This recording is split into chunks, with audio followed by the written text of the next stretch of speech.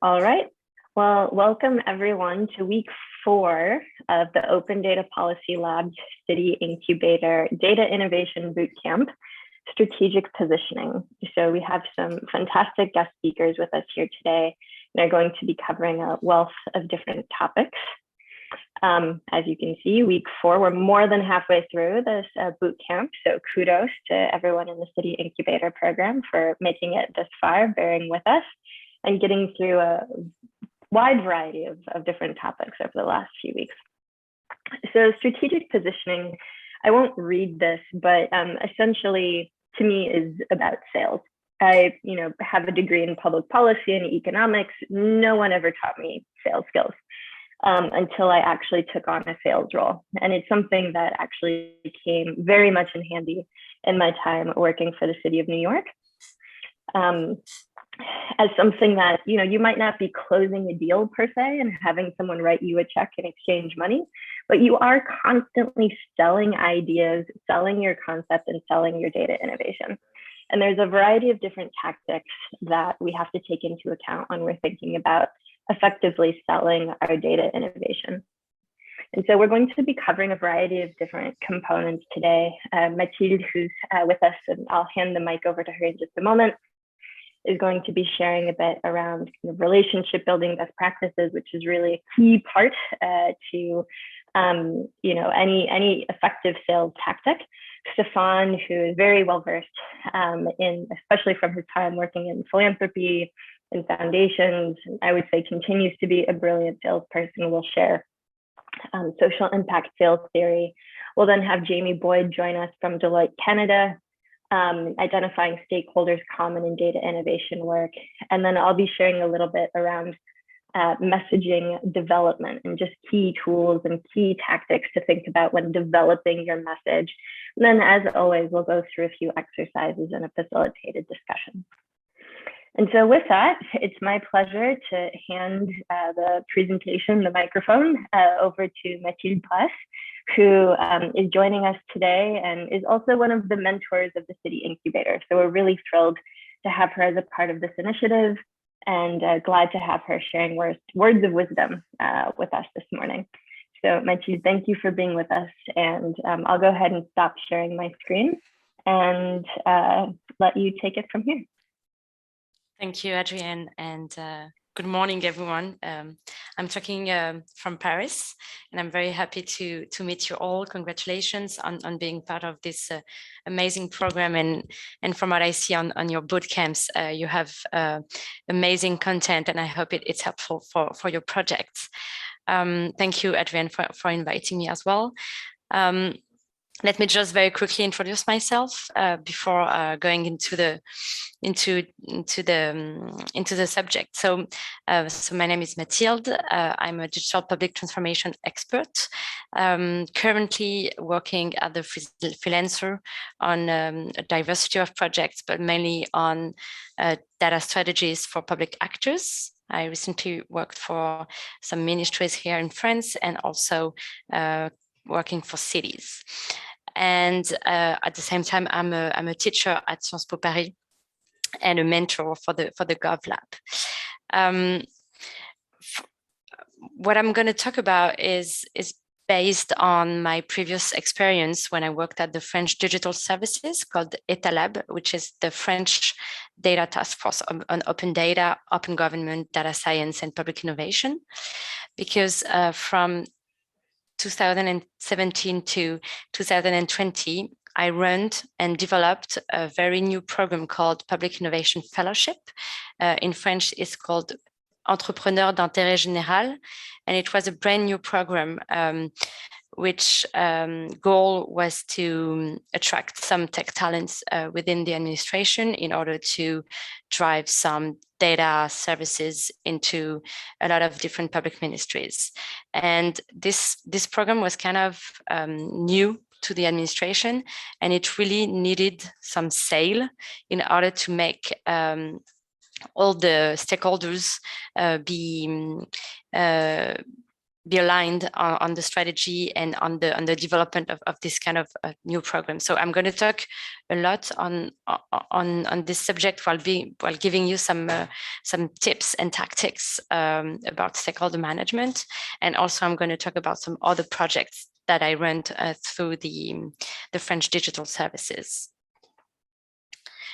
I just wanted to start with an inspiring picture, maybe to tell you to what extent stakeholder management can be seen at different levels. So this is a picture of a lot of former presidents and prime ministers. It was in 2013 at the UN General Assembly, and Obama launched the Open Government Partnership with a series of chief of state and of NGO directors.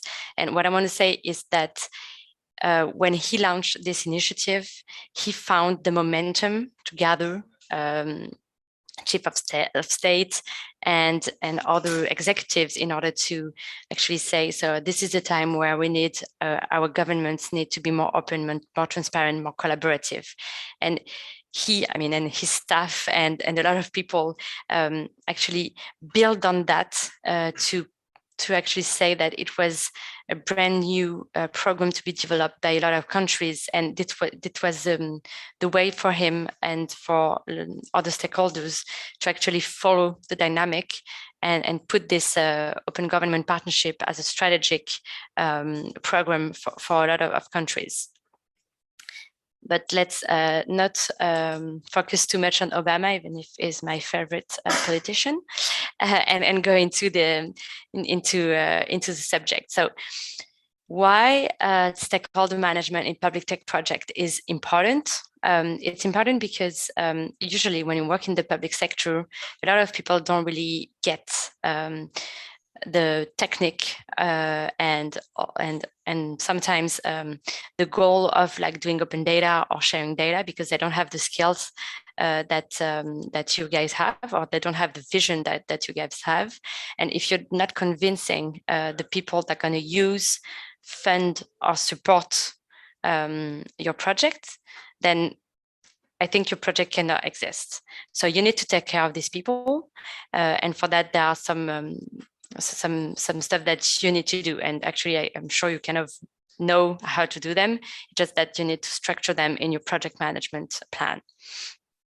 So this is why I think it is really important, because also you really need to, in my opinion, you really need to put stakeholder management as a key project management item, and it involves having some actions in terms of communication, even in social network, even in branding. And I think, Adrian, your case study will be great for that, because you also need to build the message of your project and make it very accessible for people. You need to engage the stakeholder in your project so that it gives actually a sort of a big, you need to engage them in a lot of steps, and you need to monitor your project so that people can see the evolution and people can see what you've been doing through time. So this was like the main theoretical thing that I will give you, and then I will give you some illustrations based on some project that I've did.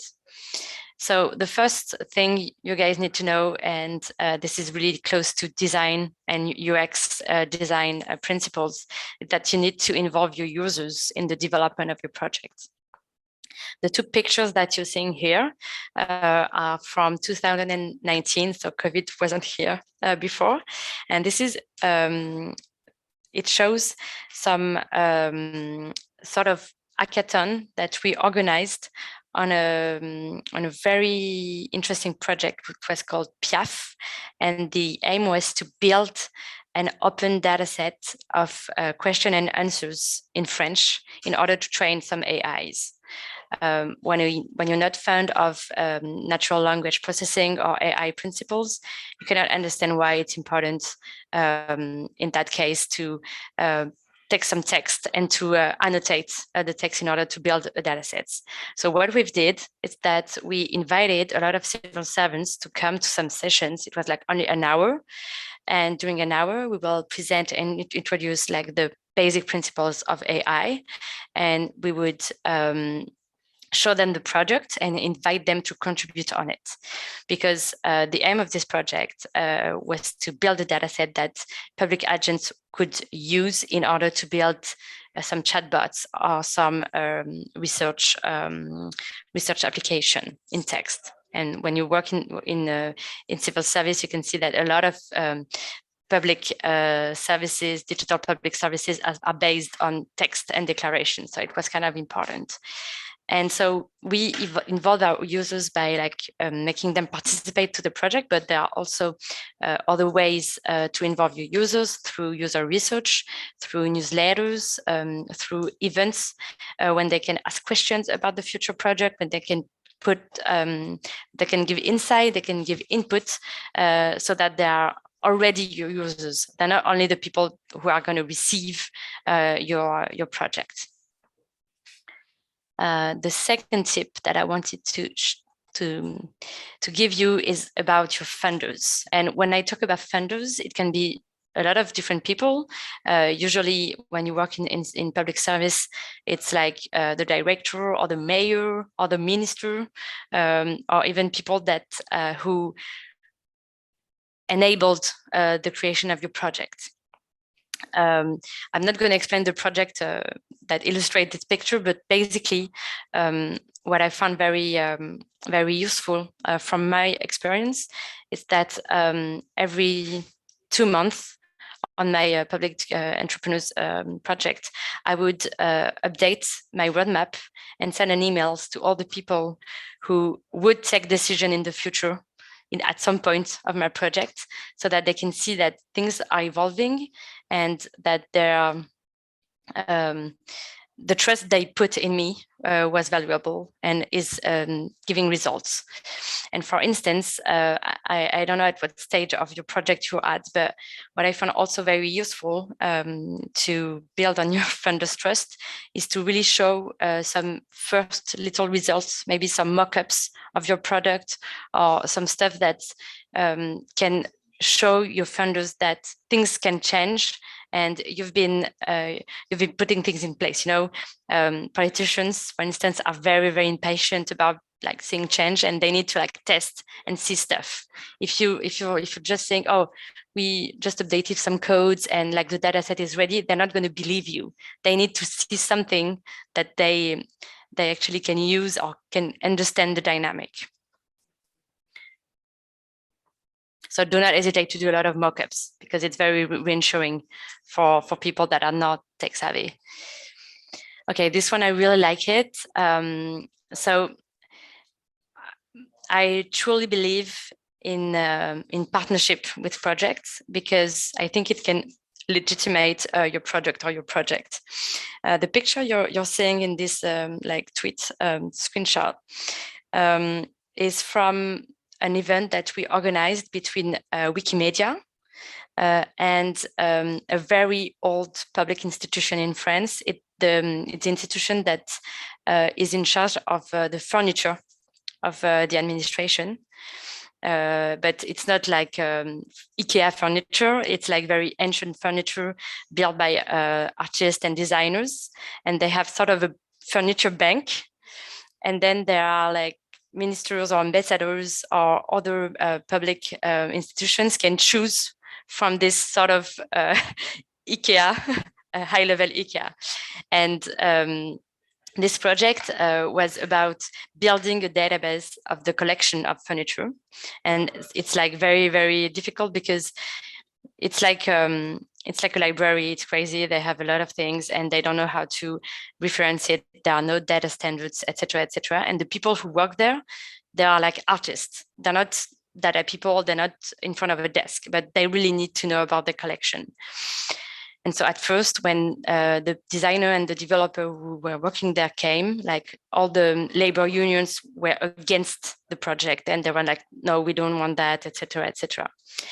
And then we decided to maybe open a little bit the project and tell them that with some partners, maybe their work could be easier on a lot of aspects. And so we decided to make Google come into the scene, because they had a very, very great camera, very, very high-level camera, so that they could actually take pictures of all the objects of the catalog. And then we came with Wikimedia, so that they could actually help building the database. And so we did sort of a wikiton where Wikimedia came and they helped building the database. And now the platform is amazing, and I should show it to you because it's really, really interesting. When you want to make a pitch about open data, it works very well. So yeah, it looks like this. It's really beautiful. And so now this platform is used by a lot of artists and people in the cinema industry to reproduce some decors for the film and movies. So this kind of thing can work in very, very ancient institutions. Let me go back to the presentation. So fourth tip I wanted to tell you, and it's a little bit linked to the partnership thing, but working in the open can be very helpful as well. First, in order to maybe find some contributors, I mean, in the tech part of your project, but also to be very transparent about your roadmap and the steps that you're going to deal with now and the others that you're going to deal with in, I don't know, 2 months' time. And this also helps building some methodology if there's like a similar project that will be developed in the future. It really is, to me, an element of trust. And working in the open is not only doing some open source or documentation.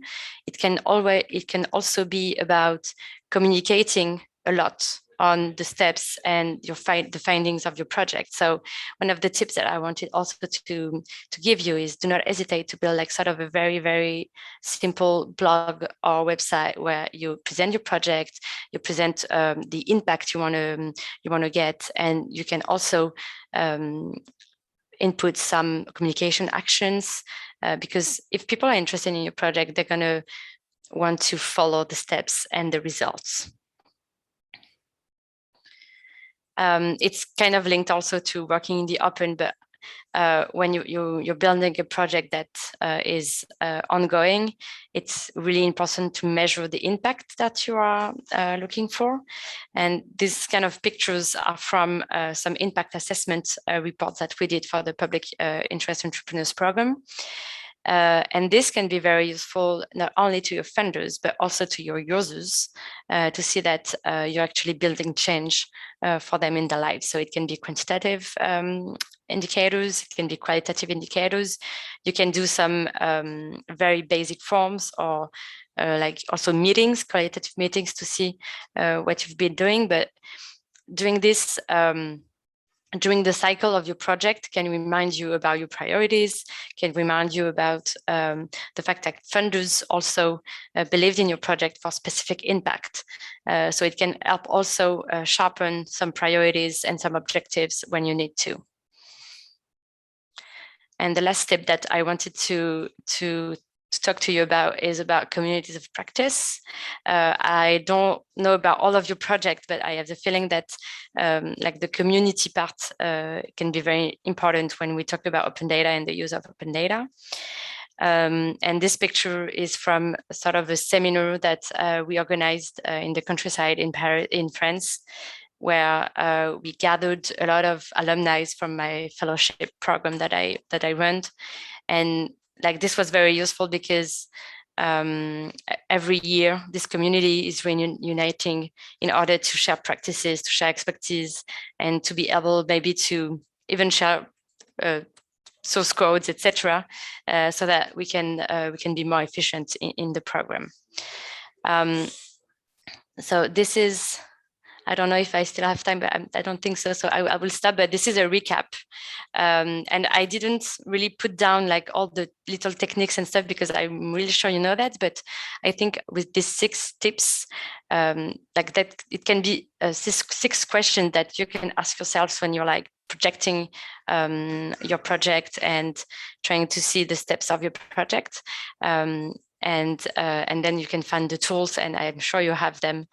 So I will be very curious about how you receive that in your project. And thank you so much for your attention. It's my pleasure to now hand the mic over to Stefaan. Stefaan, I think you missed when I was talking through how excited we are to have you sharing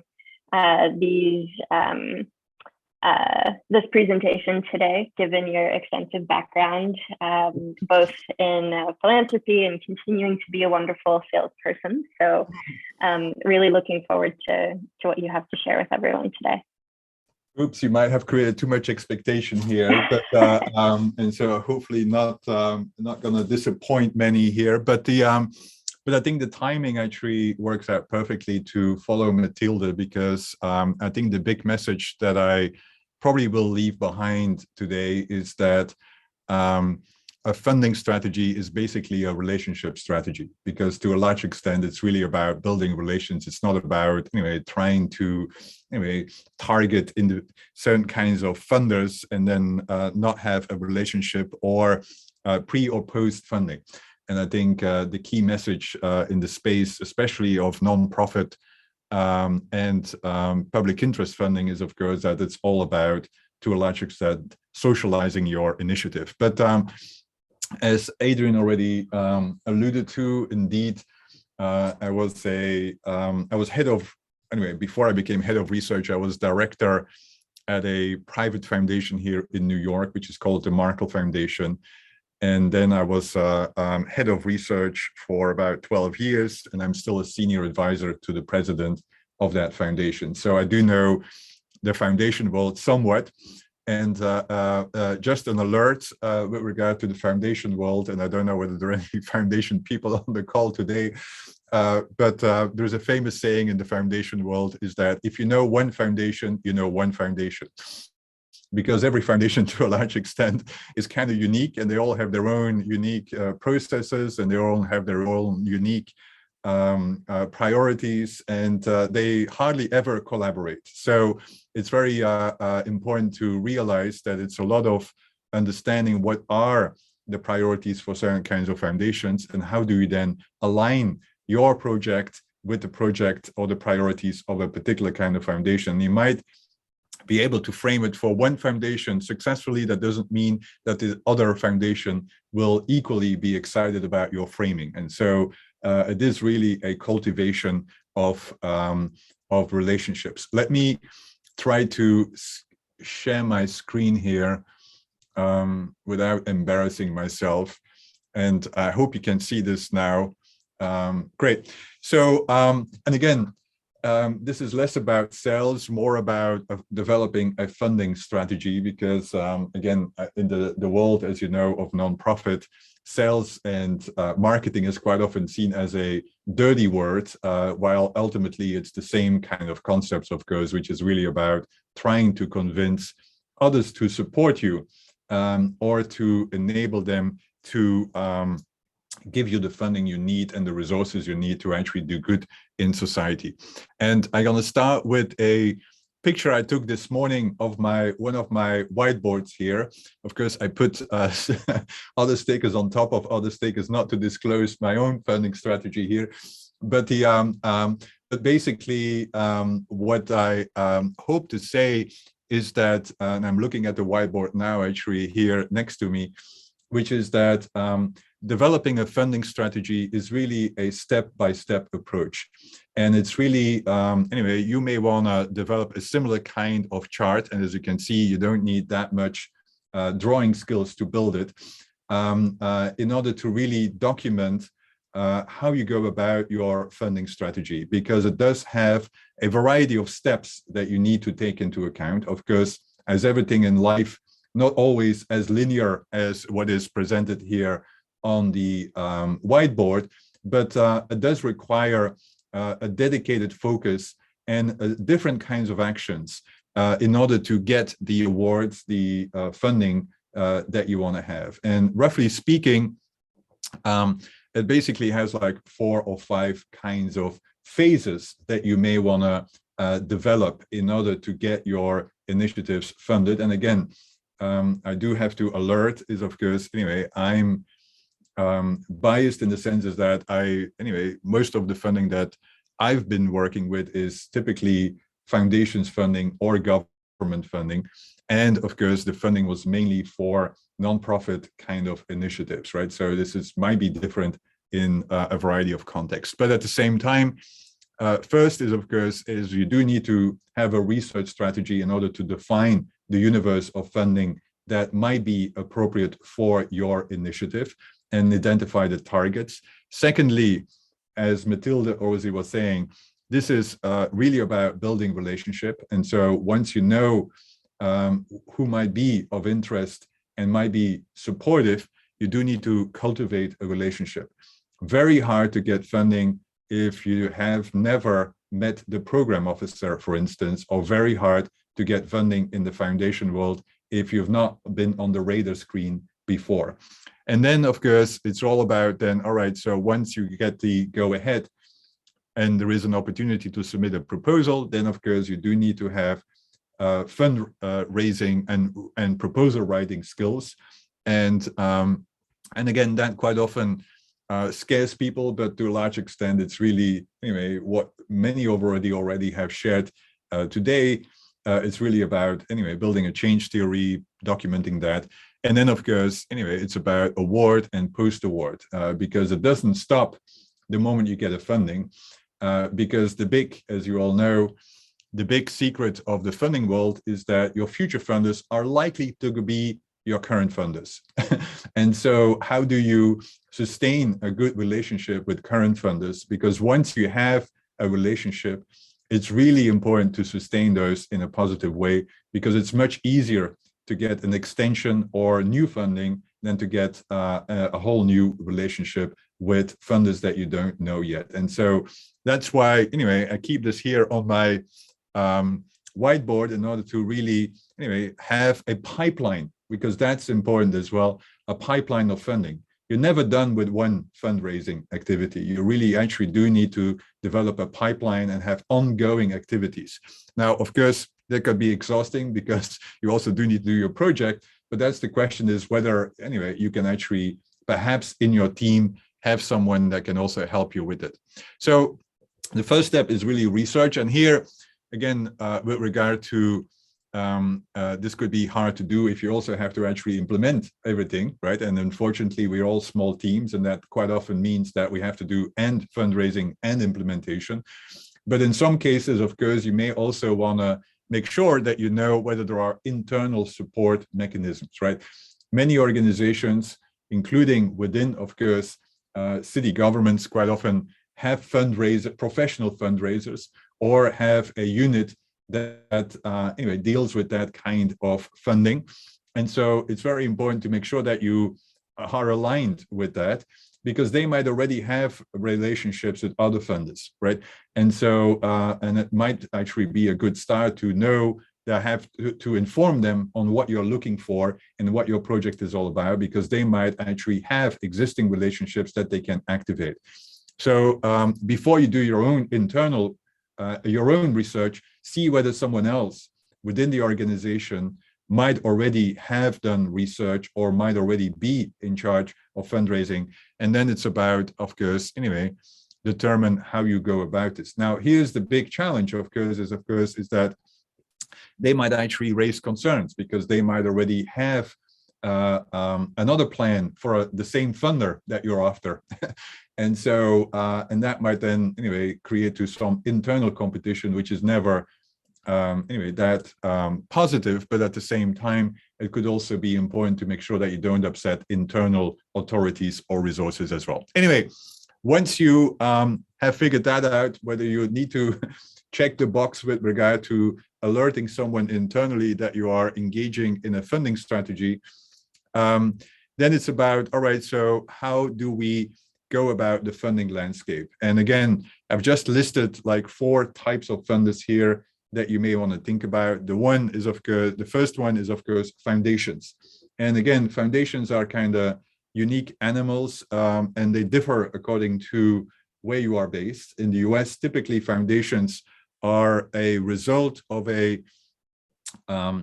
taxation strategy, in the sense is that foundations are the result of a rich or individual or organization basically endowing another organization, and then the endowment, which is the foundation, is tax free, right? Whatever they do will not be taxed as long, and that's the prescription, as long as they spend 5% of the endowment on an annual basis, right? So that's basically the way foundations work.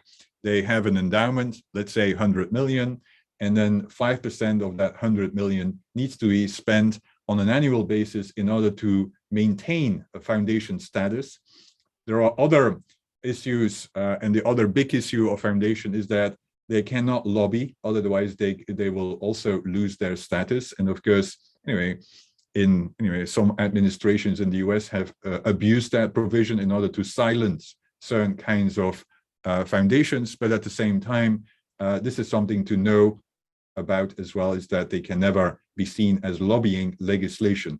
Otherwise, they might lose their status as well. It also means that most of those endowments are invested, right? And it means that if the stock market is up, foundations are doing well. If the stock market is down, foundations are doing badly. And so, and you may want to, not be interested in the stock market, but if you're interested in foundations, you may want to keep an eye on the stock market, because that will allow you to also know whether they are actually, whether they have funding. And as you know, at the moment, most foundations are basically flush with funding, given the fact that the, surprise, surprise, the stock market is doing surprisingly well. And so that also creates new opportunities to actually get more funding opportunities than otherwise would be available. Anyway, that's the typical US perspective. Now, other countries in Europe, I do a lot of work with European foundations. Quite often it's a different environment. But at the same time, most of those foundations have a board. And so the main accountability of those foundations are towards their board. And in some smaller foundations, the board might be a family. And so it's really important to perhaps know who is the family, or it might be the local establishment. Like in Italy, for instance, most foundations basically on the board are basically the local establishment of a city. And so it might be good to understand who is then on the board. We have traditional, community, family, and then you have corporate foundations as well to understand. Not to be underestimated, of course, there are some rich individuals that might have an interest as well. And that's where, it might be good to have internal support to identify whether there are some donors out there that would be interested in some of the projects that you are working on. And then, of course, you have governments itself. There could be, aid, depending on where you are based. Could be research and development. It could be support, for instance, in the current environment, of course, of support post-COVID.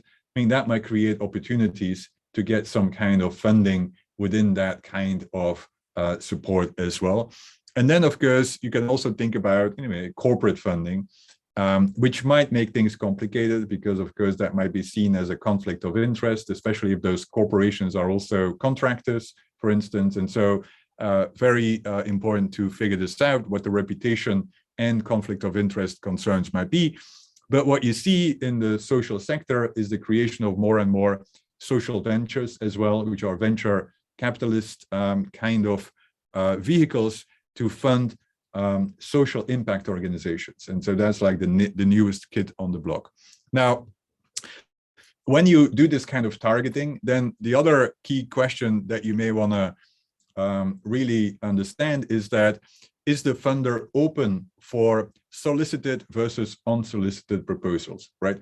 And so in many occasions, you will know whether the funder is open to actually receive a proposal without asking for it, right? In other occasions, they will indicate we don't accept unsolicited proposals. So we only accept proposals when there is a call with a clear determination what they are funding, or when you get an individual request, right? And so, meaning my task when I joined the foundation in 20 years ago was to make the foundation operational, which meant that we stopped accepting unsolicited proposals, and we only funded proposals for organizations that we reached out ourselves.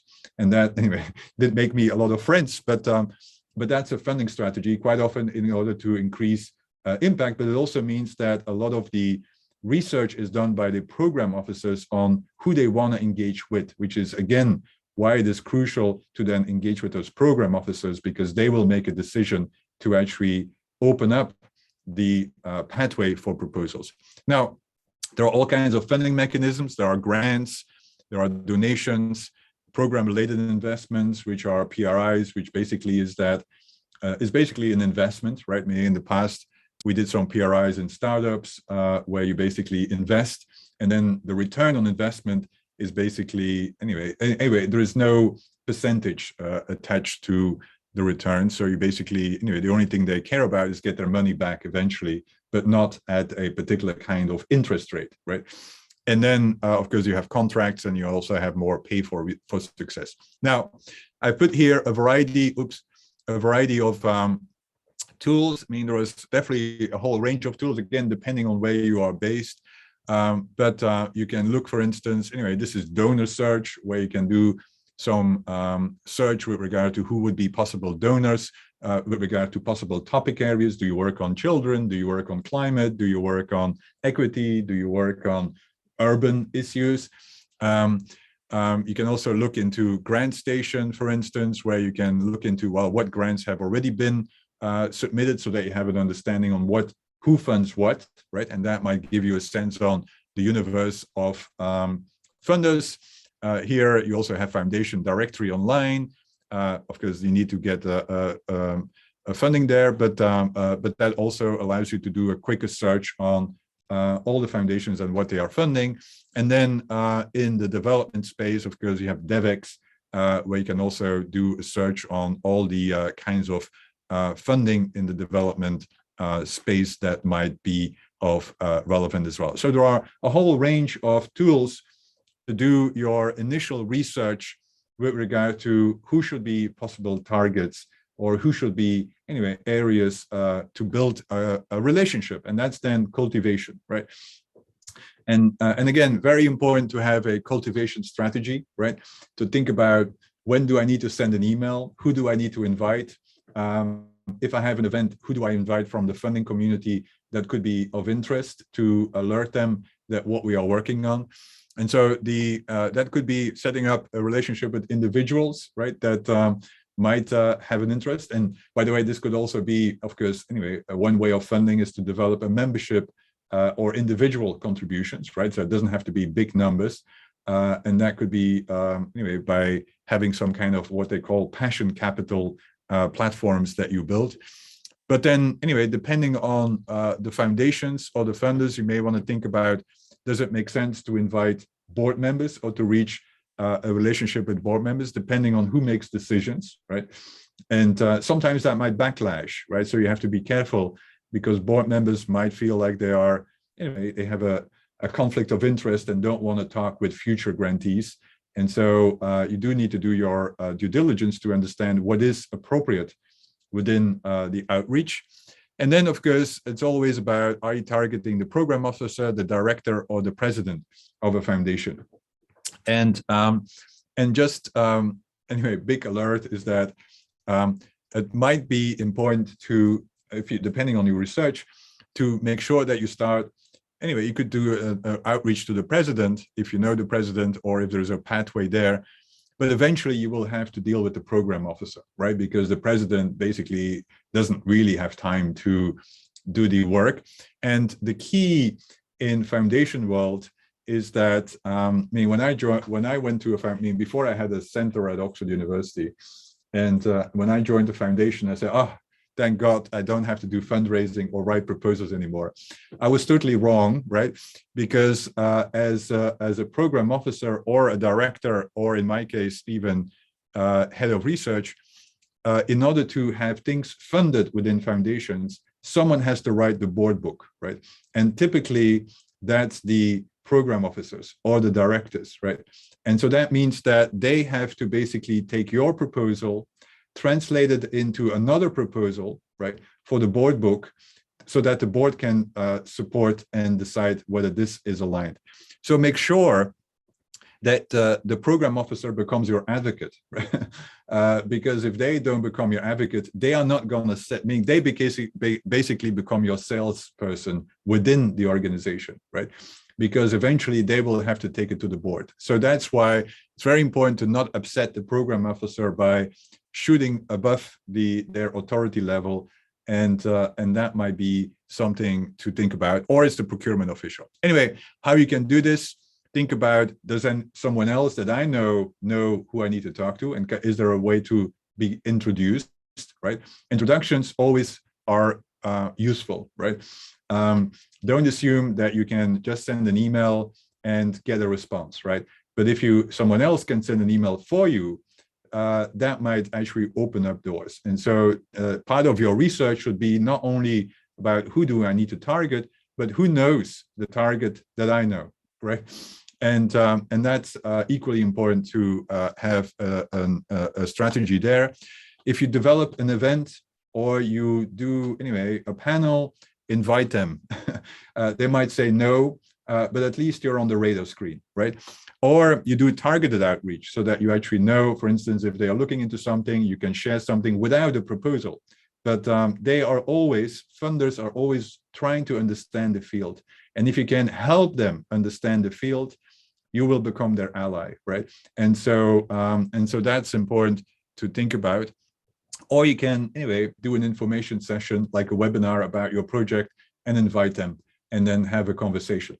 More importantly, also, is that don't approach funders as if the only thing they have are dollar signs in their eyes, right? Most of the funders are really smart, right? And they can help you shape your proposal. And if you ask them for input, your project will be better off.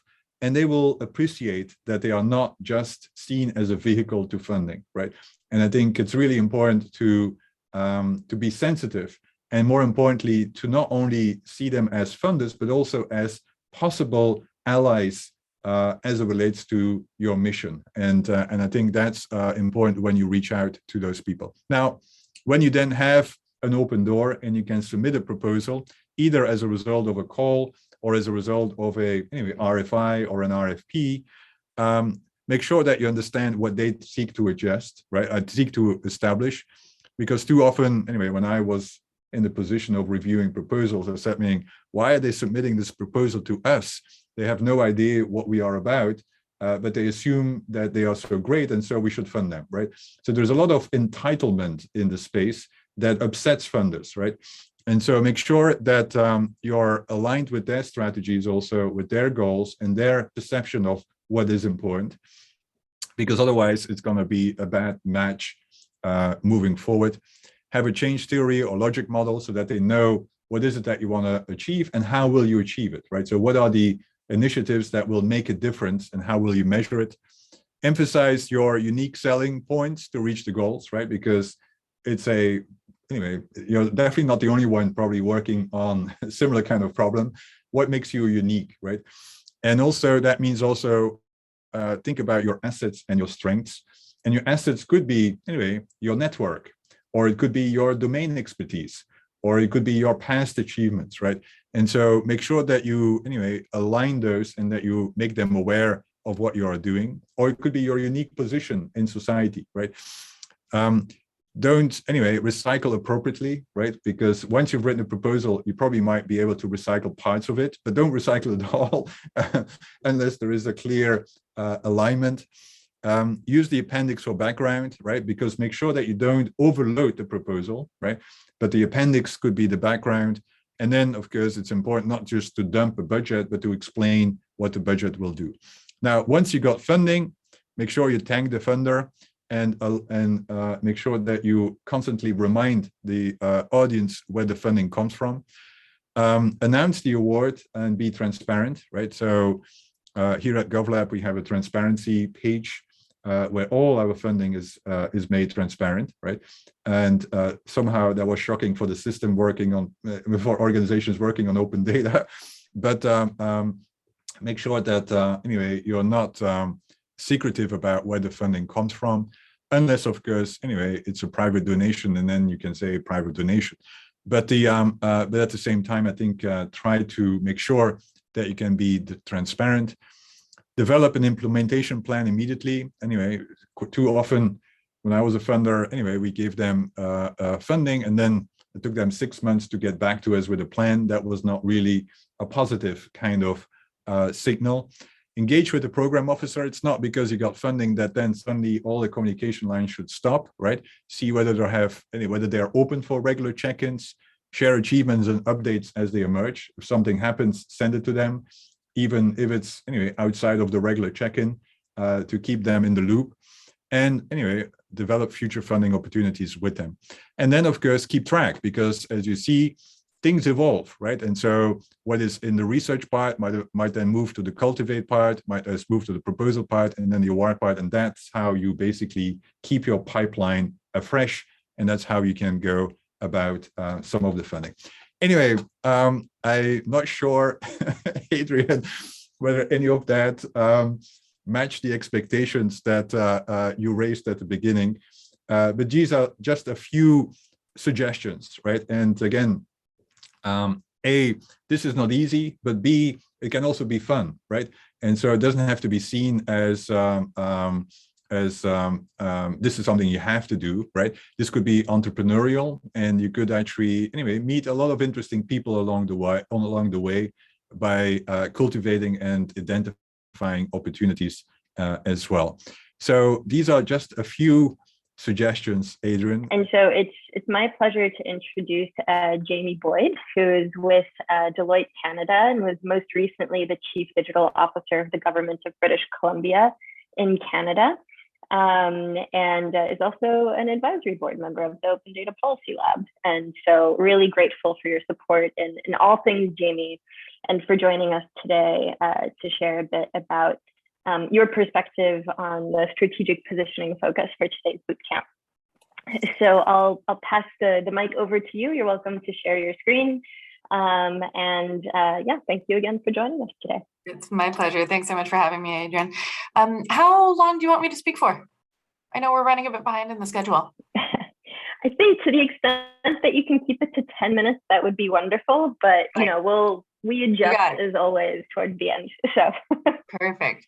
All right. Good morning, everybody. I don't know where. I guess there are some people who are, it's afternoon, maybe evening. So hello from the West Coast. I'm joining you from the traditional territory of the Lekwungen-speaking people on Vancouver Island, so Victoria, BC. My name is Jaimie. I am the National Digital Government Leader for Deloitte Canada.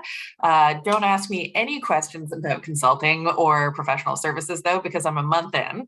I just changed jobs. I previously served as the Chief Digital Officer for the Government of British Columbia. British Columbia is the westernmost province of Canada. It's about a population of 5 million people. And under Canada's federal structure, we have a very decentralized federation. So it is the direct service provider for many governmental services. Prior to that, I worked in the Government of Canada, where I was the Director of Open Government and had the distinct pleasure of managing the Government of Canada's Open Data Portal, which I am deeply, deeply biased, but I think it's one of the best open data portals in the world. So, you know, just gauntlet thrown there, right? So I want to know who's on the call just before I launch into my random thoughts on engaging people on open data. So let's use if you don't mind, just the reaction button. I'd love to know who's a data warehouser versus a data user. So if you are a data user, could I ask you to do the thumbs up right now? Okay, and if you're a data provider, can you do the thumbs up? Okay, oh my goodness, and what does everybody else do? Okay, Okay, whatever. It sounds like there's slightly more people on the providing side. So that's great. I'll tell you a little bit about my background and then jump into a few observations. I'm an economist. I spent a few years in the private sector, and then I went into the government of Canada as a data user. Specifically, I was working at our Department of Innovation, so our Department of Industry, the Canadian equivalent of the Department of Commerce. I was responsible for interprovincial trade, because that is the joy of living in a deeply decentralized federation. We have a trade agreement, a free trade agreement within the country. And so I was responsible for regulatory alignment. So I spent a number of years as a trade negotiator. And of course, we all believe in evidence-based policy making. And so I went out there to say, well, there are about 10,000 regulations that are misaligned, sanitary requirements for snowsuits, like all sorts of ridiculous trade barriers in the movement of alcohol within the province, that, it's there because of a rule that got put in place in 1929, like all sorts of bonkers things. And so we went and tried to take an evidence-based approach to prioritizing regulatory alignment, came up with some phenomenal data that was based on trucking waybills. So we went and engaged the trucking company. So we had firm level data around up to 6 NAICS codes for the different widgets that were moving within our country. And we had it by postal code, best trade data in the world. And I couldn't get it out to the community, because it wasn't a national statistic. It wasn't a survey-based statistic. It was observed trade data. So that's how I got all excited about open data.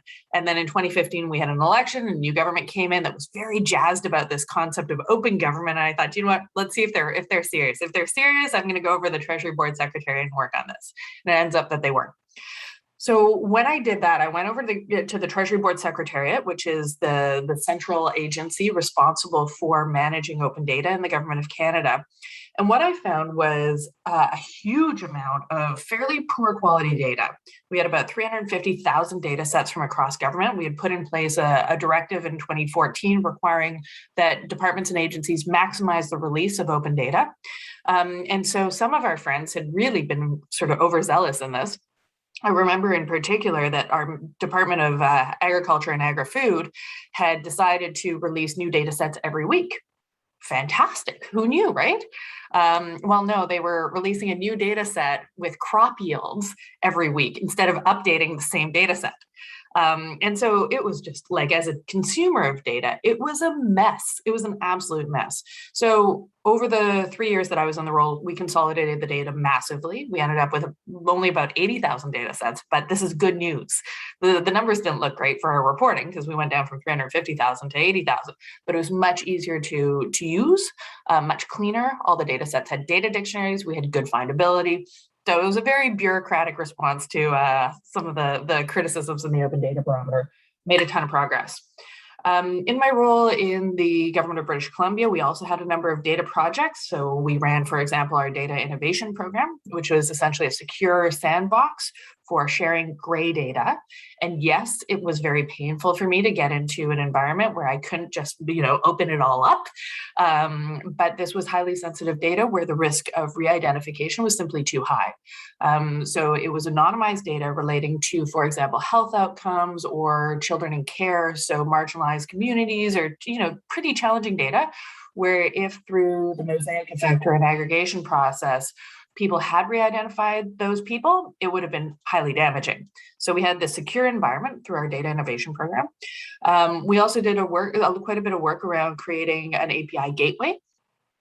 So for those of you who are perhaps less technical, I think it's really important to think not just about static releases of data, but flows of data. They power a ton of different services, and frankly, that's what most of our communities are demanding. And then we also spent quite a bit of time around standards for inclusion. So British Columbia is the first jurisdiction in the world to take the UN Declaration on the Rights of Indigenous People and put it into domestic law. So on that basis, we thought it was really, really important for us to be thoughtful about how we were advancing our reconciliation agenda through our data products. And we also, we came up with a new gender standard, for example. So today in British Columbia, our ID card, you can be M, F, or X. And that was a very important thing for us to do in terms of supporting our inclusion agenda. So those are a few different ways that I've been involved in open data. So I understand that the topic at hand is how do we bring our friends and enemies along on our open data journey? How do we get buy-in with these stakeholders? And I think this is going to be the most annoying answer of the day. It depends. It depends on the data. It depends on the pre-work that you've done. I'm a strong believer in setting up principles ahead of time so that you're not scrambling, so that you already have the community engaged and understanding who you are, why you're doing it. You know, in many cases, we're talking about sensitive data and people have strong views. Like the taxpayers will often say, hey, this is my data, I paid for it. And they're right. They did pay for it through their taxes. They deserve that data. And so they'll have all these really strong views around how it's made available. And then you put out these gorgeous CSV files and they're like, what do you want me to do with this? Right? Because you don't necessarily have a huge degree of data literacy. Not all of us get to do these wonderful open data policy labs. Not all of us have quantitative training. And so then you have to say, oh, geez, this data really isn't useful unless there's an easy visualization tool that goes with it, right? And so I think knowing your stakeholder base, knowing your users, and establishing principles ahead of time is something that can be very useful and something that certainly I've done in my data roles. Above and beyond that early engagement, there are a few different dynamics that I wanted to highlight as things that I'm sure you've discussed, but I'm just going to emphasize them as a fellow practitioner. The first one that comes to mind is the importance of inclusion, particularly in Canada, but I'm sure in many of your jurisdictions. It's been very important for us to think about the community views. Many of our communities will say nothing about us without us. And I know that that's sort of a maxim that is borrowed from the accessibility community, but it is really critical.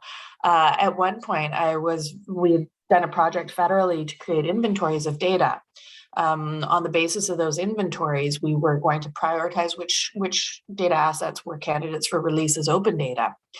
And our friends over at the ministry responsible for Indigenous Affairs was not open or willing to release even the inventory. Never mind, I'm just talking metadata. Why? Because the data was so poor in terms of quality, and that was a real moment of vulnerability. And so we ended up going to the community. We went to the First Nations Information Governance Center and said, listen, this is our situation. We've got some really poor quality data and it's distributed across the department and it's going to be really hard to spit it out. What should we do? And that's the story of how we came up with a commitment in the National Action Plan on Open Government around walking the path of reconciliation together through data. And how all of our data practitioners ended up getting educated in the First Nations Principles for Data Management, OCAP, Ownership, Control, Access, and Protection. And so that was really important for us. Another sort of consideration or principle is thinking about the technology. I think so often we get all excited, or I get all excited about releasing data, and it's not good quality, it's not feasible. As an example, I thought that a lot of our technology problems had to do with procurement in Canada. Like in many other countries, we outsource about 80% of our MIT spend in the public sector. I know that sounds outrageous, but if you look at your governments, I suspect it'll be similar. I didn't believe it until I did the digging. It's very, very high. And so IT procurement is really important. So I wanted to see what we were doing and how it would align with the Open Contracting Data Standard. It ends up that our procurement system was not capable of supporting all 5 stages of the Open Contracting Data Standard. It could only support 3 without a very, very significant investment, and the department was unwilling to make that investment. Okay, so let's not make perfect the enemy of the good. Let's commit to doing 3 that are easy to add to that system. And guess what? There was another system being built that was going to come online in 4 or 5 years. Let's also get a commitment to doing all 5 phases in that next iteration of the system, right? And so thinking about the technical feasibility around having these data flows, I think is very important. Use, the demand for data. I mean, if a tree falls in the forest and nobody hears, does it really fall? If you release data and nobody uses it, did you really release it? For me, it's very, very important to think about who your users are going to be before you spend a ton of taxpayer time and money. Your salaries are expensive. I think, owe it to the taxpayers of our jurisdictions to be thoughtful about how we spend our time. And for me, that means taking a demand-based approach to cleaning up our data and getting it released. So what we did in Canada, we were a little bit inspired by the government of Mexico, interestingly. Under a previous administration, they had said, we are only going to, they convened a national roundtable of businesses and said, we're only going to maintain those data sets that create business value. So they had gotten about, a bunch of big, small businesses, all that. And together that roundtable had identified, as I understand it, about 80 data sets. And they said, forget about maximizing data. We're just going to make sure that these 80 data sets are awesome quality and always up to date. That was not the approach that we chose to take in Canada, but we were inspired by it. And so we ended up creating the Canadian Open Data Exchange, where a private sector roundtable essentially told us, okay, this is going to create business value. This isn't, that sort of thing. And so we prioritized release of data on that basis. And then finally, I think that it is really important to have some thought given to our really random users, my mom, your neighbors, because it is very challenging to go into an open data portal, download a data set and do anything useful with it. So it's important, I think, for trust from our general citizens to know that even if they aren't actually downloading that data, that they could, in theory, access it, and that journalists will access it and make it digestible to them. And so I think that it's important to create opportunities for students and journalists and all that sort of thing to navigate the websites. So those are a few of my considerations. I'd say start with principles and then double down on a few of those considerations. So I had inclusion, technology, the use cases, trust. And I would say, we need to build with and for our communities. Governments exist to serve people, and we on this call have the privilege of getting to serve people through data. And so I think it's somewhat incumbent upon us to do that together with our communities. So I'll pause there. Hopefully that wasn't too long.